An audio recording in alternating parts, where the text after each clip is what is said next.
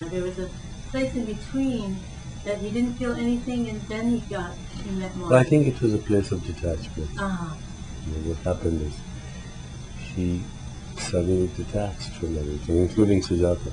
So he wasn't familiar with that area, that space. It was just the spontaneous evolution after having gone through all that. So I mean, he's given very clear. I think his prescription is very clear. With the Eightfold Path. So you don't have to go through Buddha's experience. Okay. Right? So we don't have to go through the same thing that we absolutely not. And so that maybe he... If somebody's walked the path before, then you stay before you go there. Okay, so who is Sujata? So Sujata was a woman that Buddha had actually fallen in love with when he still lived in his father's kingdom. And something had happened to her, and he assumed either someone killed her or someone took her away, but he was very disappointed about it. It was like a love of his life. And so in the book, after all these years of fasting and doing these austerities, he comes out of this state of meditation, and there's this woman here trying to get him to eat. And he refuses. And then she mentions her name, which happens also to be Sujata. It's another girl with the same name. And as soon as he hears Sujata, the tears just flow from his eyes.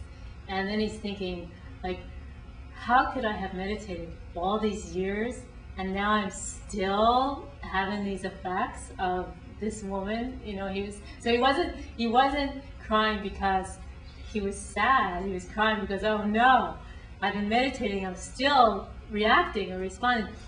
And this is actually a common experience for people when they meditate a lot, or any of us, where we think, oh, we think we're finished with that one. Right.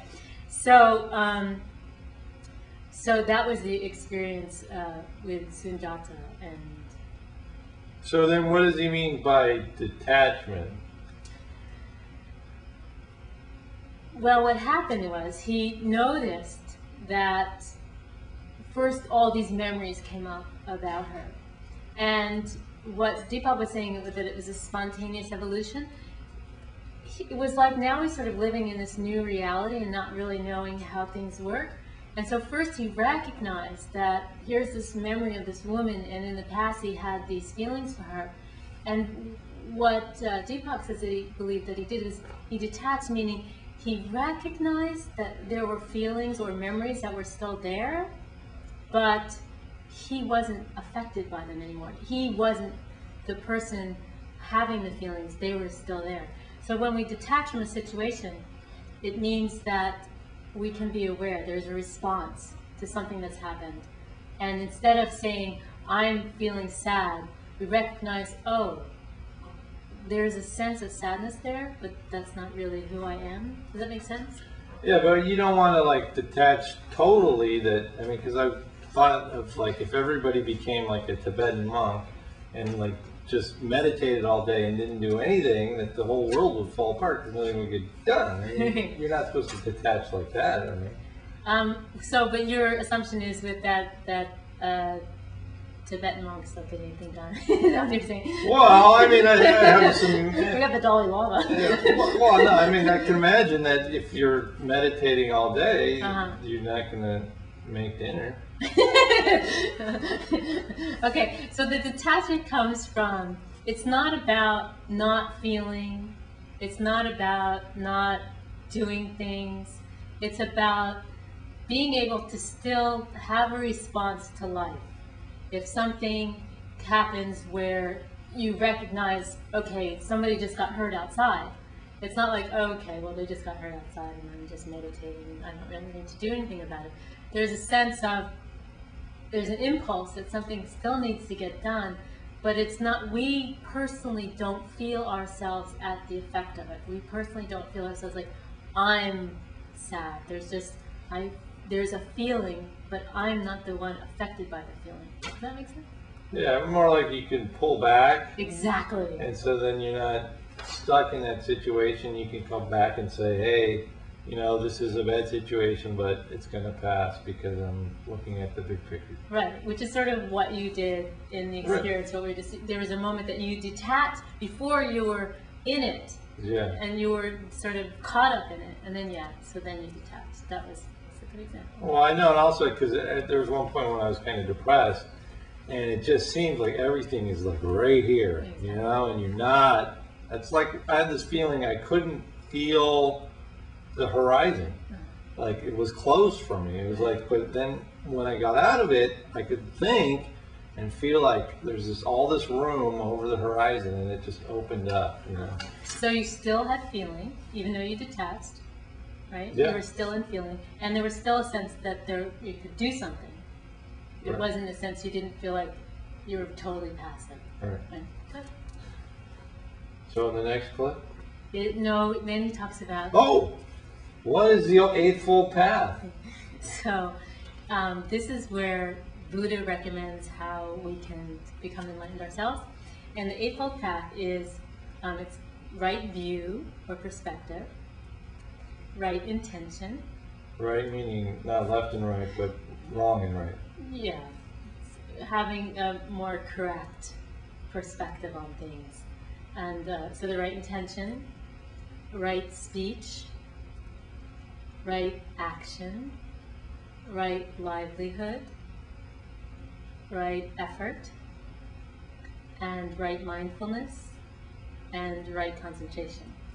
And in the book, Deepak talks about that, like his book really isn't about trying to give the teachings of Buddhism, so he just sort of gives an overview.